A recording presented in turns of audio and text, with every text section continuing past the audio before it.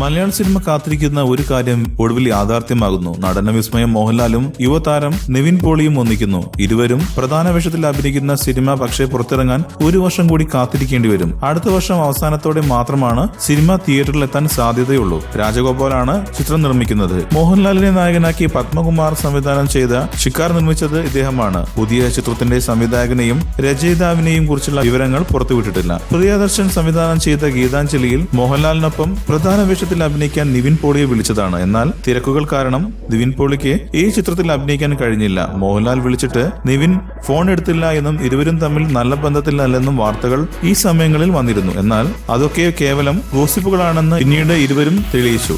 കൂടുതൽ സിനിമാ വാർത്തകൾക്കും വിശേഷങ്ങൾക്കും ഇപ്പോൾ തന്നെ സബ്സ്ക്രൈബ് ചെയ്യൂ മലയാളം ക്രിയേഷൻസ്.